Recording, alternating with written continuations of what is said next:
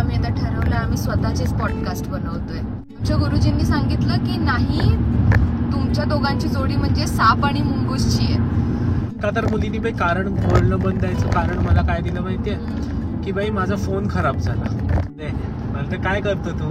म्हणलं बघ, एक पहिला जॉब म्हणजे भांडी घासतो हॉटेलमध्ये जाऊन, दुसरा म्हणजे हाऊसकीपिंगची कामं करतो हॉटेलमध्ये, बेड बनवणं वगैरे अशा सगळ्या गोष्टी, आणि तिसरं म्हणजे पेट्रोल पंप. पहिल्या कॉलमध्ये हे डिस्कस करत होतो, लग्न राहिलं बाजूला. ही खूप म्हणजे अचानक दुपारी 2ला तुझा मेसेज आला की सॉरी अनफॉर्च्युनेटली आपलं ह्यापुढे काय होऊ शकत नाही, जुळू शकत नाही असं.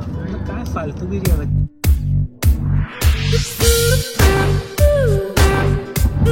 नमस्कार मंडळी, कसे आहात सगळे? आता आम्ही निघालेलो आहोत सिडनीला. असं आम्ही आता ठरवलं आम्ही स्वतःचेच पॉडकास्ट बनवतोय. तर ठरलंय शेवटी की ऑस्ट्रेलियात लग्न कसं जमवलं आम्ही. आमची पण इच्छा होती हे बोलायची आमच्या लग्नाबद्दल. तर लग्न कसं जमवलं, एक टोटल जर्नी कशी असते एकमेकांची, दोघांची, आमची, माझी, तिची, त्याबद्दल आता हे विचारतो. सो आरती, तुला पहिलं मी विचारतो की तू, आपलं लग्न झालं एप्रिल 2022 मध्ये. सो तू कधीपासून मुलं बघायला चालू केली होतीस आणि कोणकोणत्या प्लॅटफॉर्म्स तू वर होतीस तू ॲक्च्युली, म्हणजे shaadi.com, अनुरूप वगैरे कोणकोणते म्हणजे चालतात, आपल्या प्रेक्षकांना कळेल की नक्की कोणते प्लॅटफॉर्म ॲक्च्युली वर्क करतात. मी सगळ्यात पहिले माझ्या मते मी जानेवारीमध्ये चालू केलेलं असं न्यू इयरचं न्यू रिझोल्युशन म्हणून ते मी चालू केलेलं जानेवारीमध्ये जीवनसाथी.com. तो एक चालू केलेला ऍप. त्यावरती असे जास्त ऑप्शन्स नव्हते आणि मराठी सबस्क्रिप्शन घेतलं होतंस की फ्री होतं जीवनसाथी? माझ्या मते नाही, सबस्क्रिप्शन मी नव्हतं घेतलं, कसलंच नव्हतं घेतलं. तू shaadi.comचं घेतलं होतं सबस्क्रिप्शन? घेतलेलं मला आठवतच नाही. तर मी नव्हतं घेतलं shaadi.comचं सबस्क्रिप्शन. मला तर आठवतच मी सांगतो, मला आठवतं तू shaadi.comचं घेतलं होतंस. ठीक आहे, मग जीवनसाथीचं पण मला माहिती नाही मी घेतलेलं का नाही. पण सगळ्यात पहिले मी जीवनसाथी ओपन केलेलं आणि त्याच्यावरती ना ऑप्शन्स नव्हते जास्त, म्हणजे मराठी मुलं नव्हती, होती पण फार कमी होती, आणि गुजराती वगैरे अशी मुलं होती, आणि ऑस्ट्रेलियाची पण कमी होती, कॅनडा वगैरेची जास्त होती. तर मग म्हटलं की अजून थोडं एक्स्ट्राचा. काय आलं तुला हसायला? नाही तू सांग. जुने दिवस आठवले? नाही जुने नाही, मी सांगेन बोलेन पॉडकास्ट. मग नंतर मग असंच इकडून तिकडून कळालं की shaadi.com पण चांगलं आहे. मग ते ओपन केलं आणि मग shaadi.com वरती मग मुलं बघायला स्टार्ट केली. अच्छा. तुझी कधी सुरू झाली ही जर्नी? मी तर म्हणजे अक्षरशः मी बोलेन की मी अक्षरशः 2.5 वर्ष काढली shaadi.com were on and of होत वगैरे असं. की मी माझ्यामध्ये माझा जेव्हा PR आला होता त्याच्यानंतर नाही, तेव्हा माझ्या मते मी डिसेंबर का नोव्हेंबर 2020 मध्ये मी चालू केलं. नोव्हेंबर 2000 म्हणजे 1.5 वर्ष वगैरे काढलं मी. आणि मी असं नाही की एकच हे नाही, मी सगळ्या प्लॅटफॉर्म्सवरचं हे. आता अनुरूप हे खूप चांगलं ॲप वाटतं मला, ज्याच्यावर प्रॉपर म्हणजे जवळची लोक, ओळखीची लोक ॲक्च्युअलमध्ये दिसून येतात. पॅरेंट्स पण, एस्पेशली पॅरेंट्स नसतात त्याच्यावर. पॅरेंट्सचे कसे प्रोफाईल असतात? आई वडील अनुरूपवरतीच होते ना? आई वडील नव्हते, मी होतो अनुरूपवरती. आई वडील लॉग इन करायचं. मग भरपूर लोकांचं असे अनुरूपचे पॅरेंट्स डील करतात, तसं shaadi.comचं नाहीये. म्हणजे बरोबर बोलते तू, म्हणजे तिकडे असतं created by, profile created by self किंवा हे वगैरे पेरेंट्स असं असतं. सो म्हणजे मी पण स्वतः डील करायचो आणि पेरेंट्स पण डील करायचं असं. सो तेव्हा मी कसं shaadi.com वर फ्रीची काढली प्रोफाईल, पैसे नाही भरले. त्याच्यानंतर अनुरूपवर काहीतरी वर्षाचे 5,000 रुपये भरायला लागतात, ते भरले होते. त्याच्यानंतर बाकी तर जीवनसाथी वगैरे मी ट्राय केलं होतं पण काहीच नव्हतं त्याच्यात, म्हणजे नव्हते असं कोणच नाही असं. असं वाटायचं पोरच मुलींची प्रोफाईल बनवून असतील आणि ते एजंट वगैरे लोक असतात त्याच्यावर. सो ते तर नाही. अजून कोणते असतात? shaadi.com, जीवनसाथी, अनुरूप, माझ्या ते हेच मेन. आणि मराठी मॅट्रिमोनी. मराठी मॅट्रिमोनीवर चांगले असतात. भारत मॅट्रिमोनीचं मराठी मॅट्रिमोनी ते एक चांगल्या प्रकारे ॲक्टिव्ह होतो मी त्याच्यावरती असं. तर मग तेव्हाच माझी चालू झाली, नोव्हेंबर 2020 मध्ये चालू झाली असं. आणि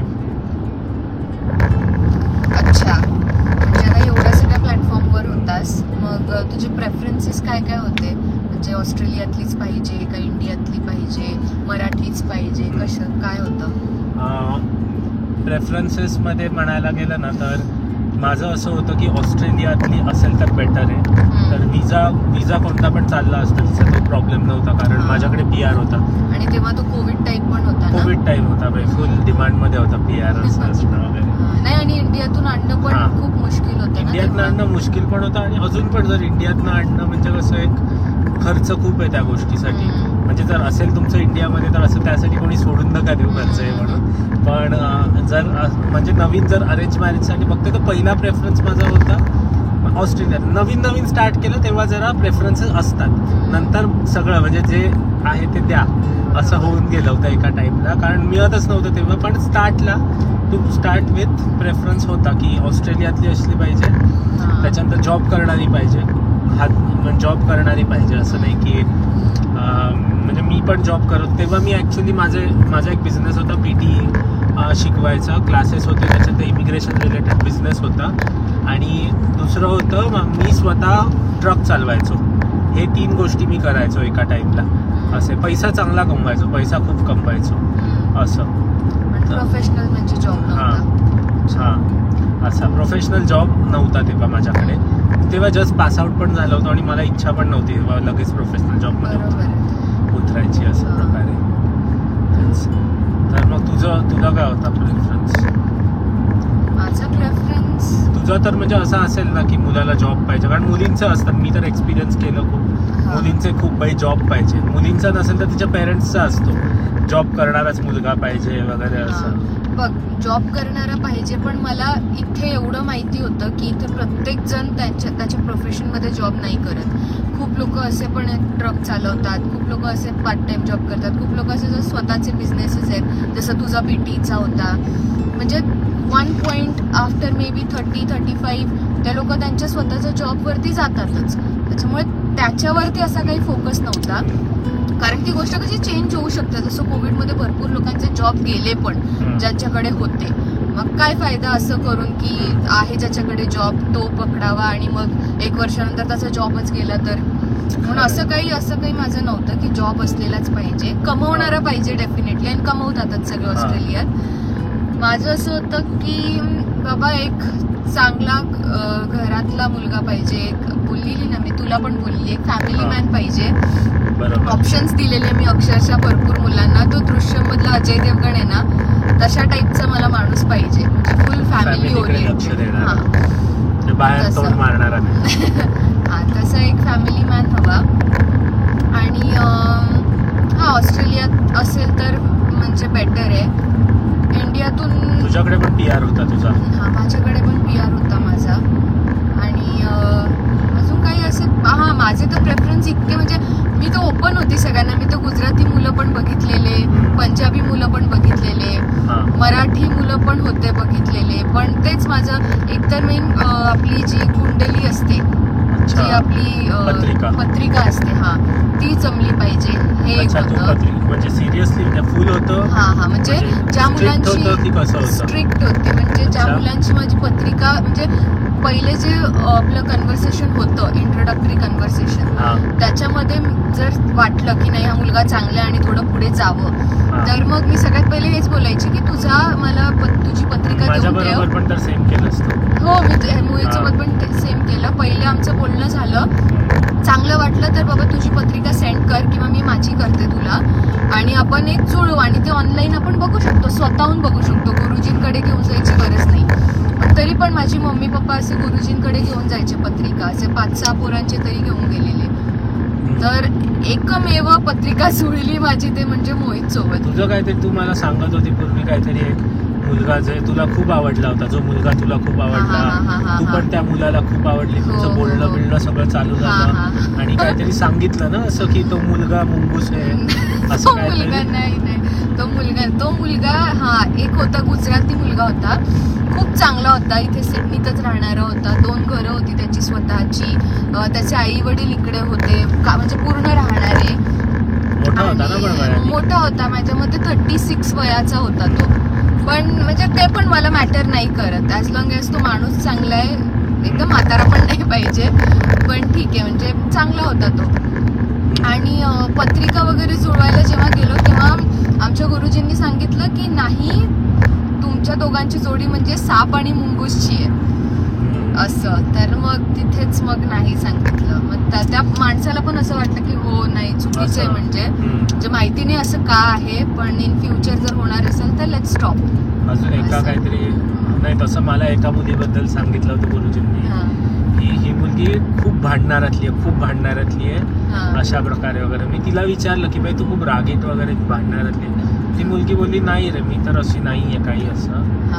काय माहितीचे झालं, मी तर माझ्या बरोबर का नाही तू पत्रिका जुळवलीस? मग मी नाही, एका पॉईंट माझं स्टार्टला होतं पत्रिका बघू वगैरे एकदम स्टार्टला, पण एंडला जसे प्रोसेस मी तेच सांगतोय.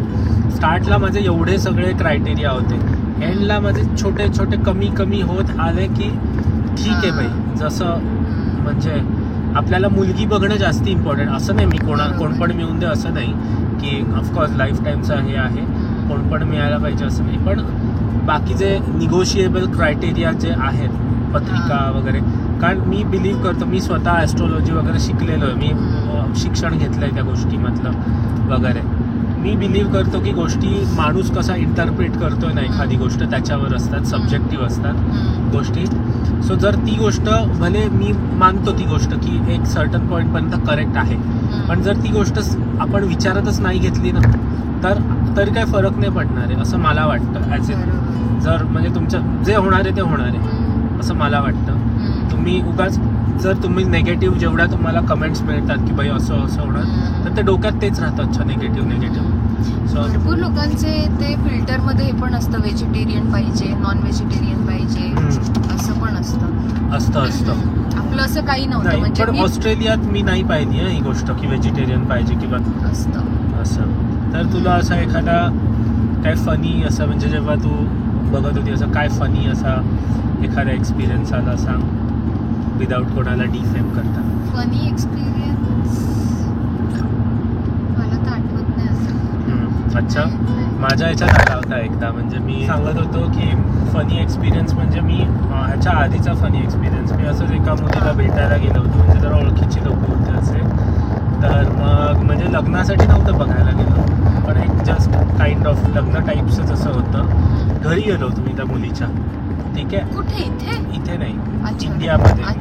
मी जेव्हा स्टुडंट होतो ना तेव्हा मी कसं इंडियामध्ये गेलो होतो, तेव्हा तिच्या घरी गेलो होतो. तर मग काय झालं की आपण तर इकडे येतो, स्टुडंट असतो, आपण काही पण कामं करतो, भांडी घासा, कचरा काढा, कचरे उचला वगैरे सगळ्या अशा टाईपच्या गोष्टी होत असतात. पैसा मस्त कमवतो आपण, आणि इंडियन रुपीजमध्ये कमावलं तर ते कन्वर्ट केलं की तर मस्तच एकदम वगैरे असं. ठीक आहे. मी मुलीला बोललो वगैरे, ती बोलली किती कमवतोस तू तिकडे वगैरे. तर मस्त 2.5 लाख कमवतो महिन्याचे वगैरे. म्हणजे अच्छा. आणि भाऊ पण होता तिचा बाजूला बसलेला, लहान होता, आणि तो पण असं विचारत होता ऑस्ट्रेलियाला यायचं आहे वगैरे असं वगैरे. असं ती फुल एकदम असा चेहरा खुलला त्या मुलीचा असा. अच्छा 1.5-2.5 लाख वगैरे रुपयांमध्ये कमवतो, बापरे. मला तर काय करतो तू? म्हणलं बघ, एक पहिला जॉब म्हणजे भांडी घासतो हॉटेलमध्ये जाऊन, दुसरा म्हणजे हाऊसकीपिंगची कामं करतो हॉटेलमध्ये, बेड बनवणं वगैरे अशा सगळ्या गोष्टी, आणि तिसरं म्हणजे पेट्रोल पंपावर काम करतो असं. तर मग अचानक चेहरा असा खुललेला तिचा असा हे झाला. आणि तिच्या भावाला पण काय वाटलं माहिती नाही. तिचा मी पण तेव्हा एवढा मॅच्युअर नव्हतं, मला कळायचं नाही असं. मला वाटायचं बार यार 2.5 लाख म्हणजे काय भाई, अजून काय पैसा सगळं आहे. तर भाऊ बोलला चल दादा मी पण येतो तुझ्याबरोबर भांडी घासायला तिकडे. अशा टाईप झाला तो टॉपिक, तिकडेच ऑफ झाला असं. मग नंतर मला कळायला लागलं की आहे, जर इंडियामधलं जर मुली इंडियामध्ये बघतोय आणि तू तर जॉब तुम्ही काय करताय ही गोष्ट खूप मॅटर करते. जर तुम्ही इंडियातनं मुलगी आणताय तर इकडे पण करते बऱ्यापैकी, असं नाही की इकडे सगळ्यांना नाही करत. पण काही मुली आहेत इकडे की ज्यांना मे बी नाही पण करणं अशी पॉसिबिलिटी आहे. पण इंडियामध्ये जर तू गेला मस्त भेटायला वगैरे असं, आणि बोललं काही नाही भांडी घासतो, हे करतो ते करतो, पहिल्यांदा चल निकल. ज्या लोकांचा ऑलरेडी गोल असतो ना की नाही तिथे जाऊन आपल्याला काहीतरी करायचंय, ज्यांना ऑलरेडी माहिती आहे त्यांना माहिती आहे, ते नाही रिजेक्ट करणार. नाही काही आहेत असं नाही. इंडियातल्या पण काही मुली असतात ना, त्यांना सांगून ठेवायला लागायचं. म्हणजे नंतर जसं मी ह्याच्यात प्रोग्रेस झालो ना, म्हणजे पुढे जात गेलो, इंडियातल्या पण मुली बघत होतो मी. काही मुलींना माहिती असतं की तिकडचं आपल्या इकडचं लाईफ कसं असतं, की कोणतं काम छोटं नसतं वगैरे हे सगळं. सो त्यांची तयारी होती सगळ्या गोष्टींची. म्हणजे मी तर त्यांना सांगायचो, भले तुम्ही इकडे काय केलंय, BSc केलंय, हे केलंय, BCom केलंय ना, तिकडे मी तुम्हाला लगेच अशा टाईपचा जॉब नाही मिळणार. तुम्हाला स्ट्रगल करायला लागेल. सो काही नसेल, आपण तुम्हाला जॉबवर लावायची जबाबदारी माझी. उबर इट्स करा, फूड डिलिव्हरी करा, मस्त एकदम. जसं काल रात्री केलं आपण, एका तासाचे $48 कमवले. दिवसाचे तुम्ही मस्त $500 कमवा मस्तपैकी, काही टेन्शन नाही. आणि in your own time. There is no boss, काही टाइम लिमिट नाही. तुम्हाला आता कंटाळा आलाय, चला घरी. आता वाटतंय लग्नाचं आहे. अरे हा, उबरचा नाहीये. हा, तर मग तसं होतं. तर तेच असा हा एक खूप मोठा असा मला फनी एक्सपिरियन्स आलेला होता या गोष्टीमध्ये. अजून खूप फनी एक्सपिरियन्सेस आहेत ॲक्च्युली. की एकदा मी एका म्हणजे मुलीला घरी घेऊन गेलो, म्हणजे असं जस्ट घर दाखवायला, मी इकडे राहतो वगैरे. आणि मी तेव्हा कसं बॅचलर टाईप राहायचो. हे ऑस्ट्रेलियातलं की बॅचलर टाईप राहायचं ऑस्ट्रेलियातलं. म्हणजे मेलबर्नला राहायचो ना मी पूर्वी, जिलॉंगला राहायचो मी. मुलगी मेलबर्नची होती. तर घरी दाखवायलाच गेलो मी, असं इकडे राहतो. म्हणजे तिला जिलॉंग फिरवायला गेलो होतो. तर जस्ट हे माझं घर आहे असं.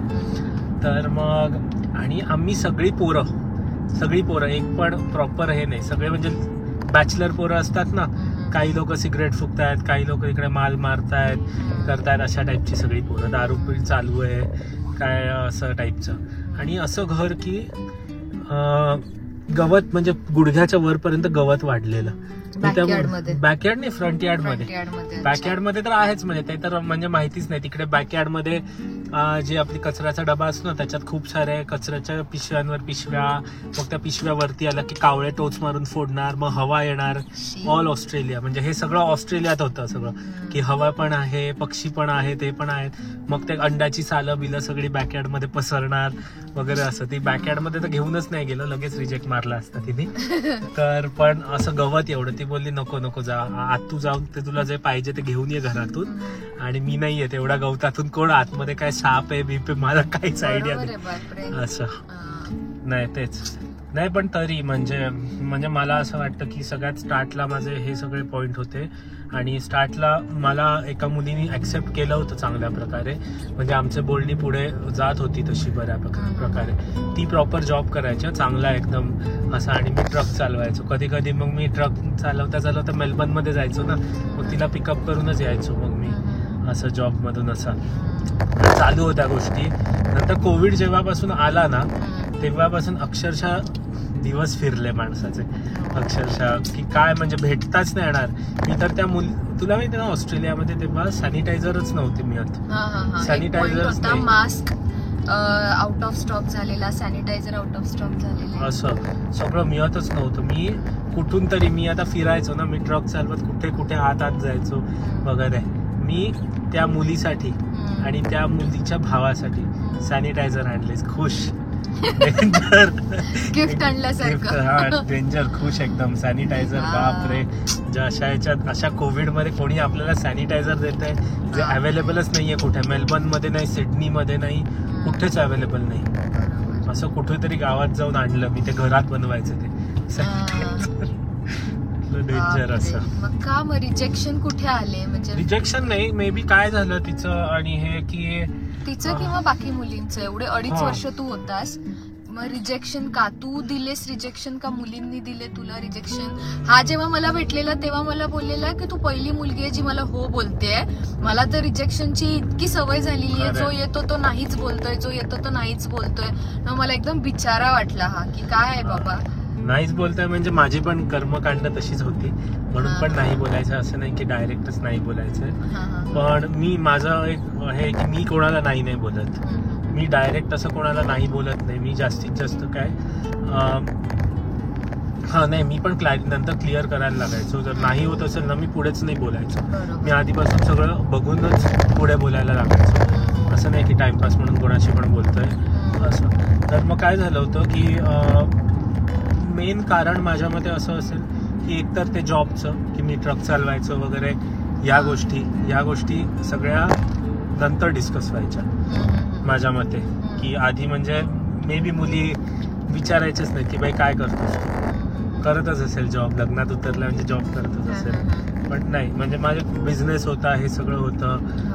पण सो मे बी ती एक गोष्ट असू शकते, काय माहिती, मे बी आवडला नसू शकतो. मी असं नाही, मी बोलत नाही की मी वाईट वगैरे नसतं. माझं हेच म्हणणं आहे की माणूस किंवा पुरुष किंवा बाई असं काही वाईट, मुलगा किंवा मुलगी वाईट नसतात लग्नाच्या ह्याच्यात. त्यांची जोडी नसेल जमत म्हणून ते रिजेक्शन असं काही हे नाही मोठी गोष्ट.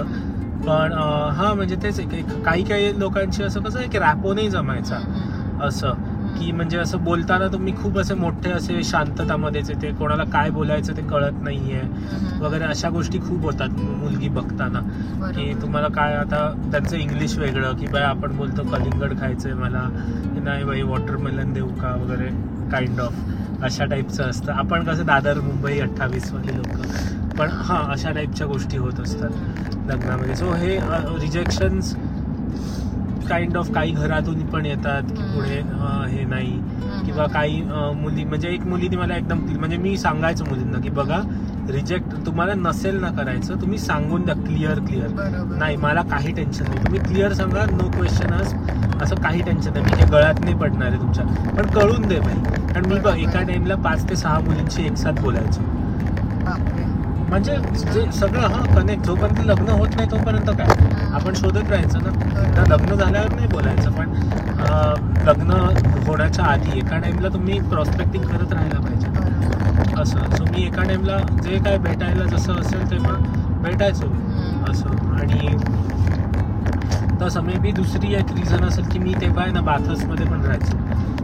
तू कोणाला सांगायचं नाहीस ना? मी नाही भेटून सांगायचो मी बाथर्समध्ये राहतो. ऑफकोर्स मग खोटं कशाला बोलणार कोणाशी, मी खोटं कसं बोलणार. तर मग बाथर्समध्ये राहतो, जे की सगळ्या ज्या मुली आहेत ना सिटी साईड प्रेफर करणाऱ्यातल्या पण होत्या असं.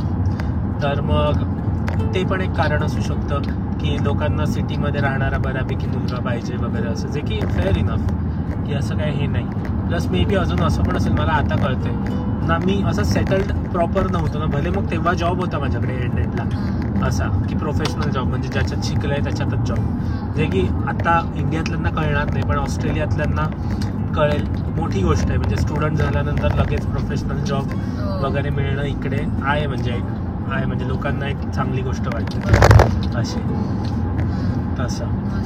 पण तेच म्हणजे असं होत होतं, म्हणजे नकार वगैरे म्हणजे होत नव्हतं, म्हणजे ते पण आहे फ्रस्ट्रेटिंग गोष्ट आहे खूप, की जेव्हा लग्न होत नसतं ना ते पण फ्रस्ट्रेशन होतं, कारण घरचे पण इन्व्हॉल्ड असतात ना, घरचेच आपल्याला शोधून देतात. आता माझ्या केसमध्ये कसं आई बाबांना तर टाइमपास होता मस्त, झोपा मुली बघा, ही कशी वाटते त्यांना तर मस्त फुल टाइमपास होता त्या लोकांना असं. मग आई वगैरे पण बोलायची, पण नंतर मग मीच सांगितलं आईला वगैरे की तुम्ही नका बघू, मीच बघतो, उगाच तुम्ही हे नका करू, कारण ते लोक इन्व्हॉल्व होतात, घरचे इन्व्हॉल्व होतात ना, की अच्छा हे वगैरे. म्हणजे माझ्या घरचे माहीत नाही, एवढे नसतील इन्व्हॉल्व होत वगैरे, पण कसं आपण कसं ठीक आहे, म्हणजे एक नाही तर दुसरी, घरच्यांना कसं हे वाटत राहतं ना. मग मी म्हटलं की मी सांभाळतो या गोष्टी, मी करतो असं. मग मी अनुरूपचं पेड सबस्क्रिप्शन होतं, भारत मॅट्रिमोनीचं पेड सबस्क्रिप्शन होतं, shaadi.comचं नव्हतं माझ्याकडे पेड सबस्क्रिप्शन. आणि असं झालं की तू मला shaadi.com वरच भेटलीस. सो माझ्यामध्ये मी 16-17 मुली बघितल्या म्हणजे त्यांनी रिजेक्ट केलं मला बऱ्यापैकी. आणि जेव्हा तुला भेटायला जेव्हा होतं ना, त्याच्यानंतर मी 1 महिन्यानंतर इंडियाला जाणार होतो. मी म्हटलं आता इंडियाला जातोच आहे ना, तिकडे शोधून पटकन लग्न करून टाकू आणि येऊ, एक म्हणजे माइलस्टोन कम्प्लीट होऊन जाऊ देत असं. पण आता म्हणजे तेच होतं की, पण मग नंतर तू कधी मला 15 मार्च 2022 फेब्रुवारी नाही 15 मार्च 2022ला आपलं पहिलं कॉन्व्हर्सेशन झालं. फेब्रुवारीमध्ये तू माझी रिक्वेस्ट ऍक्सेप्ट नव्हती केली, रिजेक्ट केली होतीस. तुझं काहीतरी झालं होतं अकाउंट रिलेटेड, मला बोलली होती डिलीट झालं होतं का, पण तू माझी रिक्वेस्ट तेव्हा हे केली होतीस. सो तेच आहे, तेव्हा माझ्याकडे 15 तेव्हा आपण दोघं बोललो, तेव्हा मला असं वाटलं फर्स्ट टाइम आत्तापर्यंत मी मुंबईची मुलगी नव्हतीच कोण बोललो, मी मुंबईच्या मुलीशी नाही, मॅक्सिमम ठाण्यापर्यंत गेलो होतो. मुंबईच्या आतली मुलगी जी बोललो मी आरतीच फर्स्ट अशा प्रकारे की. आणि खरोखर ती वाईब जमते, मी जेन्युअनली सांगतो, मला फर्स्ट टाइम वाटलं की आपण काहीतरी कॉन्व्हर्सेशन जेन्युअनली कोणाशी तरी करू शकतो, की आपल्याला कोणत्या पण गोष्टीमध्ये फेक नाही राहायला लागत आहे. बरोबर. कारण ही गोष्ट होते लग्नाच्या ह्याच्यामध्ये, जे लोक बघत असतील किंवा ज्यांची लग्न झालेली पण असतील, की समोरचा जो मुलगा, समजा मुलगा किंवा मुलगी जे काही बोलतायत त्यांचं जो कोणी कॉन्व्हर्सेशन करतं, आपण त्याच्यात कॉन्व्हर्सेशनमध्ये होला हो म्हणणं किंवा त्याप्रमाणे कॉन्व्हर्सेशन जमवायला बघतो. पण तेच आरती बरोबर म्हणजे असं वाटलं मला की कॉन्व्हर्सेशन जमवायची गरज नाही, जे आपल्या डोक्यात चालू आहे तेच समोरचा माणूस पण बोलू शकतो असं मला अजून पण वाटलं. आठवतंय ते कॉन्व्हर्सेशन आपण बोलत होतो माहितीये. तू कुठे राहते, तू विचारलं. मी बोलली की मी सायनला राहते. आणि त्या शादी.com वर कुठे गाव लिहायचं असतं, तर मी माझं गाव धुळे लिहिलं होतं. याला असं वाटलं की मी धुळ्याची राहणारी आहे, म्हणून तो एक्सपेक्ट करत होता की मी त्या रिलेटेड काहीतरी बोलेल. पण त्यांनी असं विचारलं तू कुठे राहते, म्हटलं मी सायनला राहते.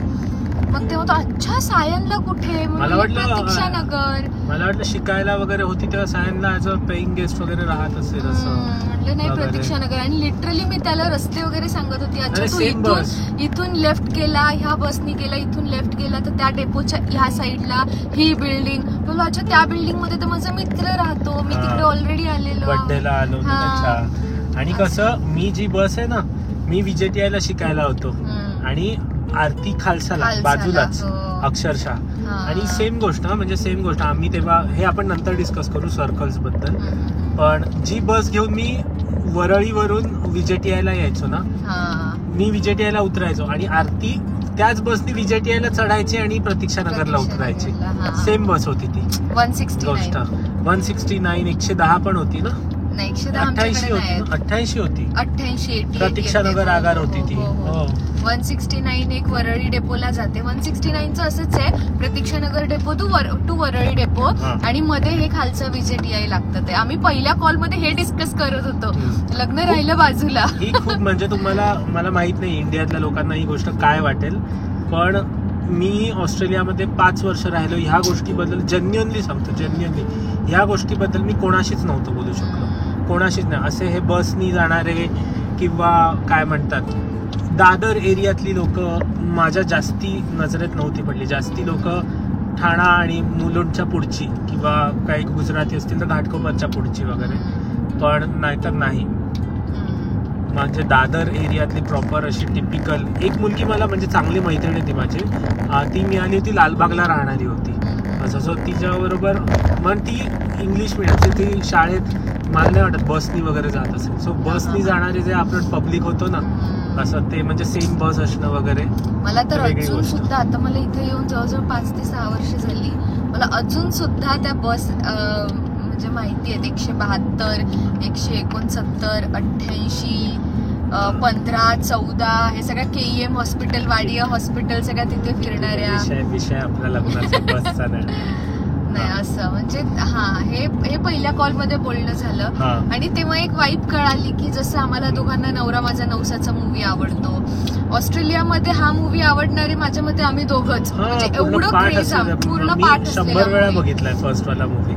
100 वेळा. आणि आरती बोलली तिला पाठ आहे मूवी, आणि आम्ही टेस्ट पण केलं या गोष्टी, डायलॉग मारून वगैरे खरोखर म्हणजे. आणि त्याच्यानंतर मग ती अजून एक गोष्ट माहिती, सिद्धिविनायक आरती तू पण सकाळी ते ऐकायचं, मी पण ते ऐकायची, खूप गोष्टी मॅच होत होत्या त्यावेळेस.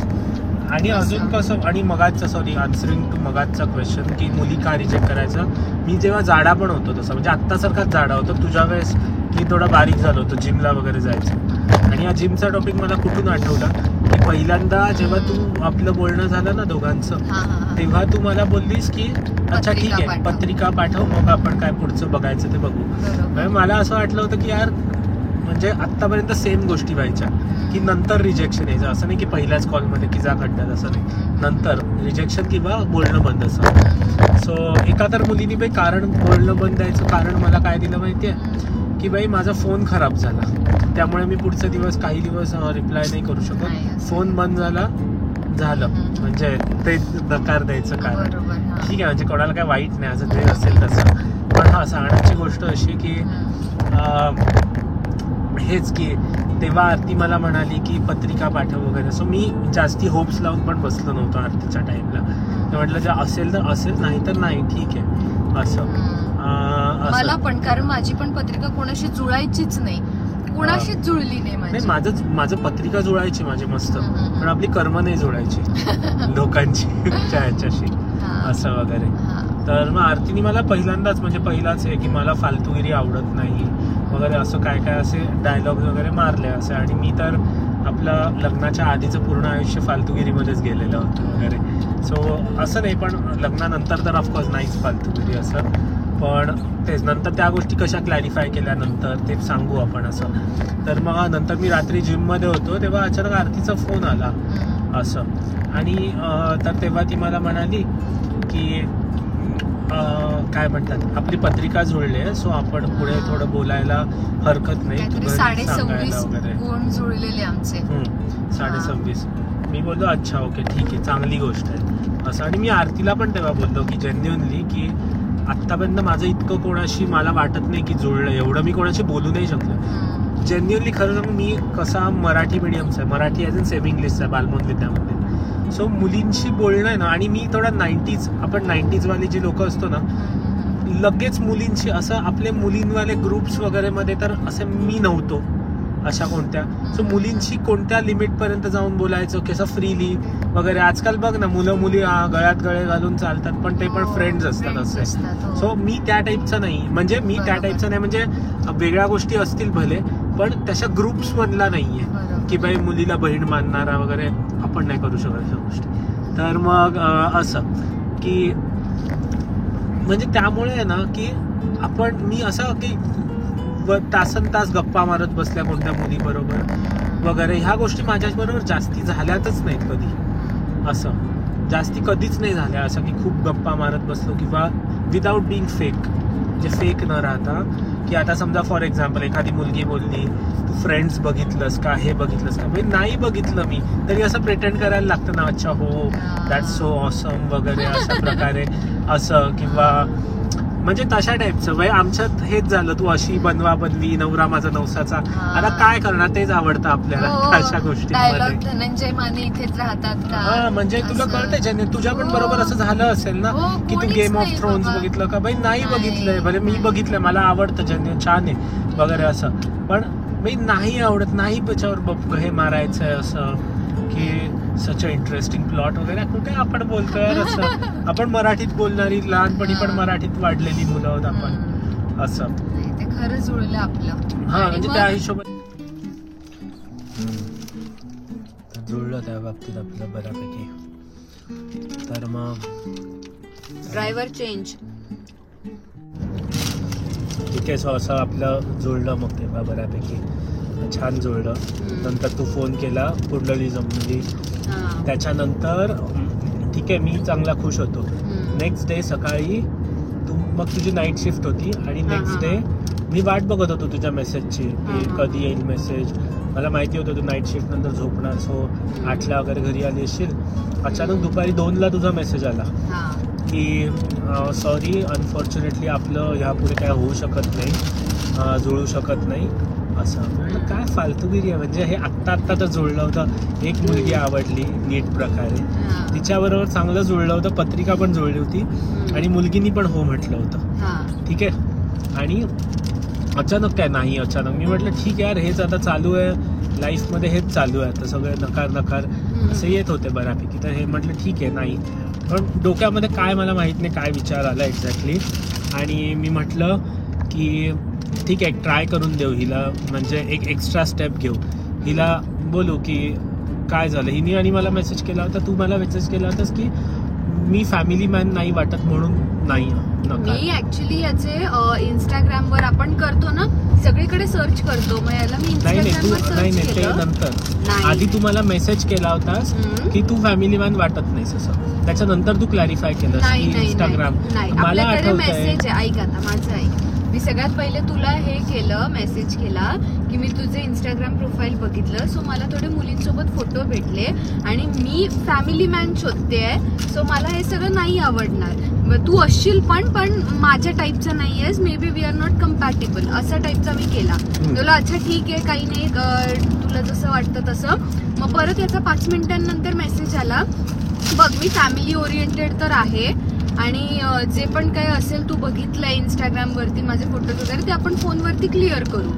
असं. आणि मग नंतर कळालं की ते याचं Instagram वरती जे मी मुलींसोबतचे फोटो बघितलेले ती त्याची बहीण होती. बहिणींचा फोटो म्हणजे भले आपण काय पण असेल तरी फोटो तरी बहिणींबरोबरच टाकले होते. तर मग तेच म्हणजे हा एक एक्स्ट्रा स्टेप घेतला. तर मग आरती बोलली अच्छा ठीक आहे आपण फोनवर बोलून घेऊ असं. मग त्याच्यानंतर फोनवर बोललो. मग सांगितलं तिला की बाई असं नाही की मी तुला पूर्ण फॅमिली मॅन पाहिजे. ऑफकोर्स लग्नानंतर पूर्ण फॅमिली मॅनच आहे पण नॉट नेसेसरी लग्नाच्या आधी पण मी काय असं काय ऑफकोर्स मी पण आहे म्हणजे लग्नाच्या आधी आपण पण जवानी एन्जॉय केलेल्या माणसं आहोत अशा प्रकारे. तिला सगळं खरं खरं सांगितलं की काय माझं जे काय आहे होतं वगैरे आहे नाही होतं ते सगळं पूर्वीचं सांगितलं मी सगळ्या गोष्टी की बाई आहे असं सगळं बघ.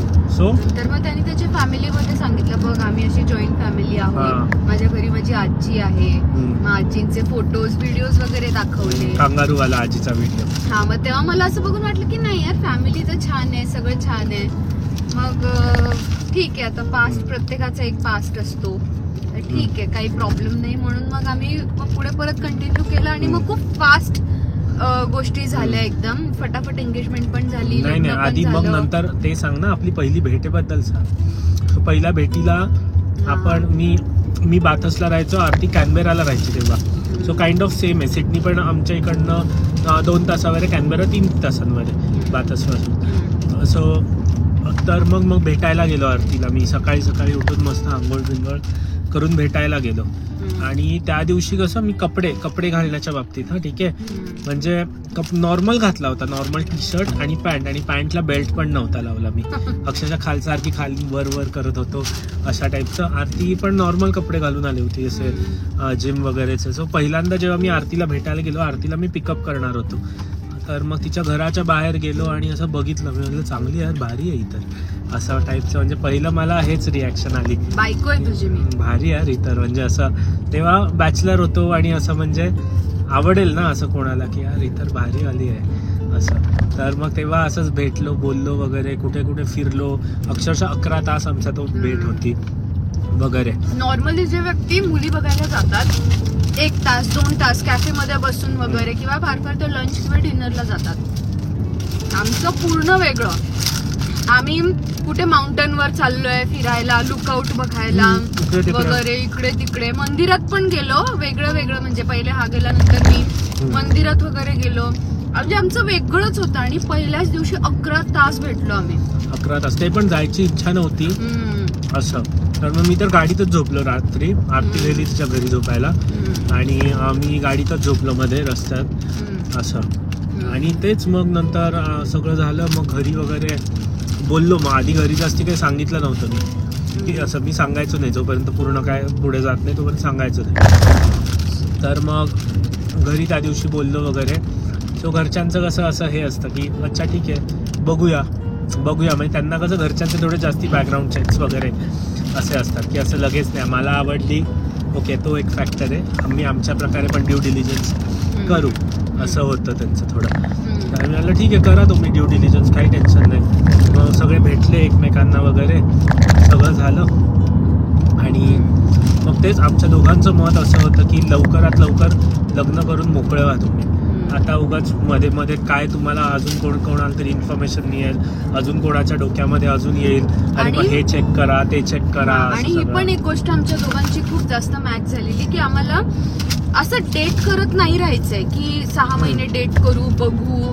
आणि मग म्हणजे ती वाईट गोष्ट नाही ती पण चांगली गोष्ट आहे. ते तर मी रेकमेंड करेल लोकांनी करावं ते. तिला आता वाटतं ते नाही असं नाही माझ्याशी लग्न झाल्यानंतर आता तिला वाटतं ती टेस्ट करून घेतला पाहिजे. नाही मी बोलते की मी माझी स्वतःची लहान बहीण आहे. मी पण तेच रेकमेंड करेल प्रत्येकाला की तुम्ही प्रॉपर टाइम घ्या वगैरे. पण काय माहिती त्यावेळेला आम्ही दोघं पण असे होतो ह्या मताचे की जास्त टाइम स्पेंड नाही करायचा आहे. जास्त म्हणजे डेट करा मग ह्याचा स्वभाव बघा त्याचा स्वभाव बघा असं नाही. जे आहे आता आवडलेला आहे आणि याच्या फ्युचरमध्ये तो मला गॅरंटी देतो की तो काही फालतूगिरी करणार नाहीये. तो काही एक फॅमिली मॅन सारखा राहणार आहे. आपलं घर भलं आपली फॅमिली भली असं तो एक सांगतोय मला गॅरंटी देतोय. त्याला पण त्याच्या अपेक्षांनुसार त्याला मी पण आवडलेली आहे. सो आम्ही पटकन लग्न करायचं ठरवलेलं असं. पटकन. हा, आणि मग आम्ही किती 11 दिवसात एंगेजमेंट पण केली. तेव्हा कसं होतं ते घरच्यांचं असं चालू होतं की एंगेजमेंट आधी करावी नाही करावी, हे करावी ते करावी, खूप गोष्टी आढेवेढे वगैरे असं होतं. आणि मेन माझं कसं होतं, माझ्या घरी पण असं हे हो नाही थोडं असं होतं. तर मग माझ्या आजीनी, मी आजीला म्हटलं तेव्हा, मी आजीशी खूप, मी आजीचा लाडकाच एकदम. तर मग आजीला बोलला, आजी बोलली माझा होकार आहे, जे आहे ते पुढे जा असं. त्याच्यानंतर मग आम्ही ठरवलं ठीक आहे, आता काय हे नाही, जे आता होकार नकार बिकार आपल्याला करायचे जे काय आहे ते वगैरे, म्हणजे चांगलं असं घरच्यांचे काही वाईट नाही बोलत आहे मी. ऑफकोर्स त्यांचा सगळ्यांचा होकारच होता. त्याच्यानंतर पण एंगेजमेंट आधी करावी, आम्ही ऑस्ट्रेलियात करून घ्यावी एंगेजमेंट, आणि पब्लिक करावं की नाही वगैरे, ह्या गोष्टींवरती डिस्कशन होतं. आणि माझं एक स्वप्न होतं पूर्वीपासून, म्हणजे कोण पण असून दे मुलगी, म्हणजे कोण पण असून दे असं नाही, पण माझी जी बायको होणार ना, मला एक तो वाला फोटो पाहिजे होता, ऑपेरा हाऊस, तो हार्बर ब्रिजवाला, आणि तसा प्रॉपर, म्हणजे जरा चांगले कपडे घालून सूट वगैरे असं नील डाऊन वाला, आणि असं कोणासमोर पण नाही, असं बायको समोरच असं प्रॉपर. आणि झाली ती गोष्ट, ठीक आहे. त्याच दिवशी पुढे म्हणजे आम्ही एंगेजमेंट करायचं ठरवलं 31 मार्चला. 31 मार्च आणि 1 एप्रिलच्या मध्यरात्री एंगेजमेंट झाली आमची. आणि ऑपेरा हाऊसला मस्तपैकी गेलो, तिकडे मस्त फोटो काढला, तो वाला आपण टाकू याच्यामध्ये तो फोटो असं. आणि योगायोगाने आता ऑलरेडी आमचं ठरत होतं ठीक आहे ह्या रात्री 12 वाजता आम्ही एंगेजमेंट करायची. तेव्हा पण काहीतरी होतं की गुरुवारी तू काहीतरी वेगळं काहीतरी, मला माहिती नाही, पण रात्री 12 वाजता असं ठरलेलं, रात्री 12ला एंगेजमेंट करायची असं म्हणून. मग आम्ही कपडे वगैरे फायनल करत होतो. मी माझा ब्लू कलरचा एक माझ्याकडे होता वन पीस, तो फायनल केलेला. ऐन मुमेंटला मला असं वाटतं नाही यार हा ब्लू चांगला नाही वाटत आहे, मी रेड घालते. आणि मग मी रेड कलरचा तो गाऊन घातला आणि मस्तपैकी सूट वगैरे घातला विथ व्हाईट शर्ट असं. आणि मग नंतर जेव्हा तो फोटो काढला ना, तेव्हा हा बोलला की हे माझं स्वप्न होतं की मुलगी रेड कपड्यामध्ये पाहिजे आणि मी ब्लॅक कलरच्या सूट मध्ये पाहिजे. स्वप्न होतं खरं मला. आणि हे पण स्वप्न होतं की बोटीवर वगैरे असं, पण ते बोट, पण मेन बॅकग्राऊंडला ऑपेरा हाऊस आणि हार्बर ब्रिज आयकॉनिक पाहिजे ही गोष्ट. आणि म्हणजे हे पण अचानक जुळून आलं की माझा तर ऑलरेडी म्हणजे मी फायनल केलेला ब्लू कलरचा ड्रेस आयत्या वेळेला रेड झाला. आणि मला काही याचं माहिती नाही की याचं असं स्वप्न होतं. तो फोटो काढल्यानंतर त्याला जस्ट क्लिक झालं, यार हेच मी व्हिज्युअलाइज केलेलं खरं असं. आणि खरं आता अजून एक आरती, म्हणजे तुला आता जे कोण आपले बघत असतील लोक, त्याच्यात इकडे ह्या गोष्टीमध्ये कॉशियस कसं राहायचं असतं तुम्ही, त्याबद्दल एक गोष्ट मला सांगू इच्छितो मी. ऑस्ट्रेलियन PR मिळणं हे इझी गोष्ट नाही आहे कोणासाठी पण, जे म्हणजे एक प्रोसेस आहे ती फॉलो करायला लागते. सो सगळ्यांना ती प्रोसेस नाही आहेत फॉलो करता. सो तुम्ही काही लोक आहेत ना फायदा घेऊ शकतात तुमचा, की तुमच्याकडे विजा आहे सो लग्न करा, नंतर मग त्यांना विजा मिळाला पार्टनरला की ते तोडून पण टाकतात. ठीक आहे, तुमची व्हॅल्यू राहत नाही, तुमच्याकडे जोपर्यंत विजा आहे तोपर्यंत तुमची व्हॅल्यू आहे. सो अशा गोष्टी होत असतात. सो त्या गोष्टीमध्ये पण ड्यू डिलिजन्स बऱ्यापैकी करावा. फोमो माझ्या मते काढून टाकला पाहिजे या गोष्टींना. फोमो म्हणजे फिअर ऑफ मिसिंग आउट. लग्न तर म्हणजे माझ्यामध्ये पूर्वीच्या माझ्या त्या पेरेंट्सना वगैरे आहे ना, एक अशी डोक्यामध्ये हे असतं, बापरे 28 वर्षाची झाली तरी लग्न नाही झालं, हे नाही झालं, मग आमची ह्यांची ही कोणतरी फॅमिलीतली असते, ह्यांची ही बघा तिने पण सगळ्या मुलांना नकार दिला आणि अजून आता तिचं लग्नच नाही झालं, 60 वर्षाची आहे असं. म्हणजे मला नाही माहिती किती काय खरं आहे, पण मी जेवढं हे केलंय की फिअर ऑफ मिसिंग आउट जी आहे ना गोष्ट, की कोणाशी पण लग्न करा, त्या म्हणजे ती पण नाही झाली पाहिजे. एक तुम्हाला साधला पाहिजे मध्य सगळ्या गोष्टी बघून. कारण ह्याच्यात फायदे घेणाऱ्या ह्या मार्केटमध्ये, हे मार्केट फक्त इंडियाचं नाही आहे, पूर्ण जगाचं मार्केट ऑस्ट्रेलियन PR साठी आहे. खूप तडफडतं, ठीक आहे, तडफडतं अजून त्यांना पाहिजे ती गोष्ट. सो मेक शुअर तुम्ही ड्यू डिलिजन्स करताय. तुम्हाला कोण पण येईल तुम्हाला की बाई मला खूप आवडली, प्रेमाचं नाटक सगळं होईल. काय वाटतं आरती? बरोबर आहे, खरं सांभाळून राहिलं पाहिजे आणि सावधान राहा, सतर्क राहा, क्राईम पेट्रोल वगैरे बघत जा.